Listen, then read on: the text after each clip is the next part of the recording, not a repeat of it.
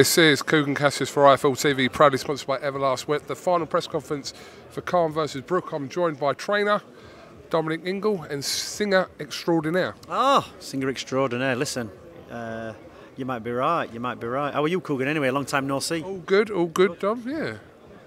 I feel like you want to say something else, Dom. I'm going to let you do the questions. I always do too much talking anyway. Okay, I felt that you and Bomac kind of stole that in that press conference. I know that wasn't probably your intention because it is about the fighters, but yeah, there was a back and forth that you kind of goaded Bomac into it by saying that he's usually kind of very vocal. He eventually did erupt. I'm guessing to your liking. Yeah, but what I've seen of him, he's very vocal, isn't he? I mean, I've never watched him. Listen, I don't even know. You might have to tell me. Does he actually get in the ring? Does he get in the ring or not? Or does he stand on the side and somebody gets in? I don't know. I've never really watched him, so all I've ever heard him do is shout and talk. But I know that's common with a lot of American fighters, American trainers. They like to be very vocal, and the one thing I've noticed about a lot of them is, especially him, is that in our gym when a fighter's hitting a bag, that's your time to kind of ad lib and do what you need to do. But standing over somebody telling what shots to throw when they're hitting a bag, it's like a lazy way of man's to train people, isn't it? So I was surprised because he was very subdued, and I expected the way he was talking that he was going to come out firing and I know Kell Brook more than he knows himself, and I was trying to put Kell down, but he didn't. He was a bit subdued until we rattled his cage. So yeah, it wasn't a surprise, and it wasn't really my intention, but I just expected a bit more from him. He made a reference in that press conference to the fact, in his opinion, that he doesn't believe that there's nothing left in the tank, and he believes that you know that there's nothing left in the tank for Kell Brook. Your response to that? If I didn't think Kell Brook had anything left in the tank, I wouldn't train him, because the worst place you can be when you've had a very successful career with somebody is to be there when it's all ended and convince somebody that they can win a fight that they're not capable of winning. And before we actually took this fight, before Kell took this fight, he said to me, "What do you think?" I went, "I'll be honest with you, Kell. How are you looking now?" And we're talking back April, May. There was a talk of this fight. I said, "Listen, you're going to need twice as much time to turn yourself around." Because you got beat in November, so you've not really done a great deal. Because you've been ticking over in and out, a bit disillusioned. You came back into the gym, with your tail between your legs. Not that you had to, because it's a choice you made. We made that decision when you boxed Crawford. He said, "I'm going to fight Crawford." And I just said, "You're not in the place you need to be. And I don't want to train you for 12 weeks, knowing you're not going to be where you need to be at the end of that." So I made the choice then not to participate in that fight. Now, I would have done the same for this. If I didn't think Kell Brook was capable of beating Khan, I wouldn't train him for it, just like I didn't train him for the Crawford fight, and I was given the choice to train him for the Crawford fight. So that's me. So I've got to believe in fighters that I'm training. I've got to believe they can win, because it's a pointless task. It's no point me picking up the money. I can spend time doing other stuff. I'm not desperate for money. And for Kell, we've had a good long run. He's got 3 kids.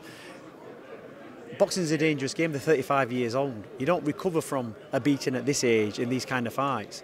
So he's got to be in the best physical shape. And as the camp went on, and I was glad when it got postponed. I think originally it was going to be October, November, then December, then it ended up in February. And the more it went on, it was better for me, because by the time we got to the press conference 12 weeks from the fight, Kell was already in a very good place. And we had another 12 weeks to go, which made it even easier. So that's why I'm expecting Kell Brook to win the fight. I don't know what Amir Khan's done. In my mind, I don't think Khan's done a lot of training over the last 3 years since he's been out. And you can't have the mentality that you did when you were in your 20s and think, well, yeah, I haven't, Nazim used to spend 9 and 10, 12 months out of the ring, then train. You can do that when you're younger, but when you're 35 or 34 years old, you can't do that. So if he thinks he's going to turn himself around in 16 weeks or 20 weeks, he's not.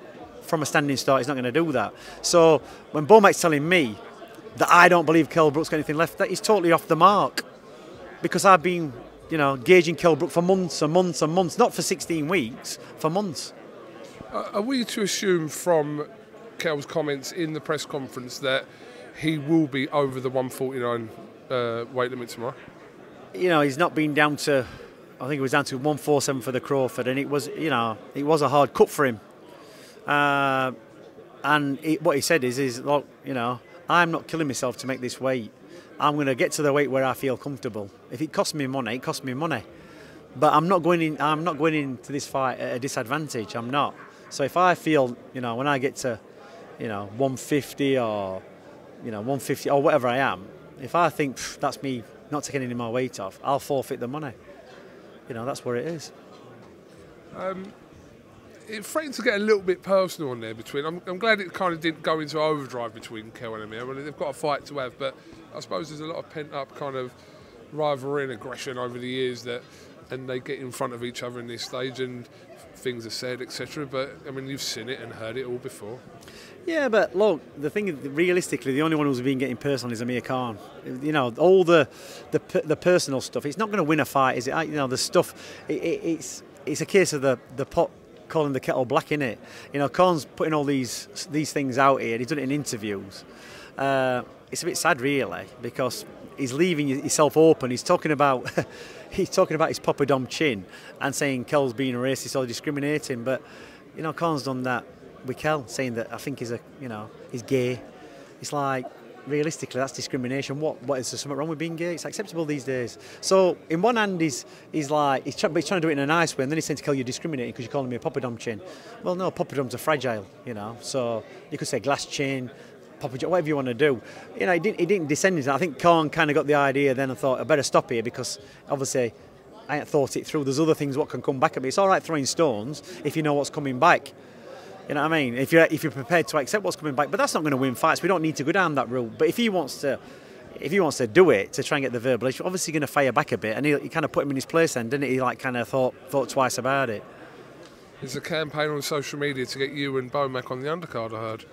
Look, it's like I say, he's good for Terence Crawford. I don't watch too much of his stuff. I've seen the stuff on Sky.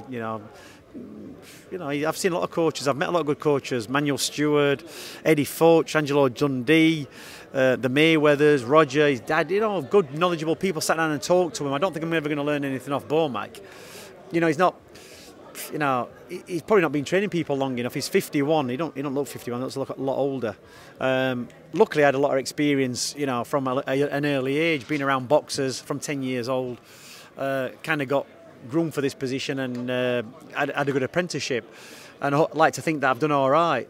But like I say, it's not an issue. Whatever he wants to do, he can do. He's not in the best physical shape, and he's just come to do a job and pick up the paycheck. He has, and he got a bit riled about that as well. He'll have a contract with Khan. All Americans do, get it wrote down. That's what I'm getting. Realistically, when he wakes up on Monday morning, whether if Khan loses, how is it going to affect him? It's not going to affect him. It's not. The difference being if Khan wins, he might be flying back business or first class, a bit more room. That's it. Okay, Dominic Ingle, thank you very much for talking to IFL TV. Have you got anything else you'd like to add before we finish? No, we'll speak after the fight. Roll on Saturday. Thank you very much. Saturday. Thank you, Dominic.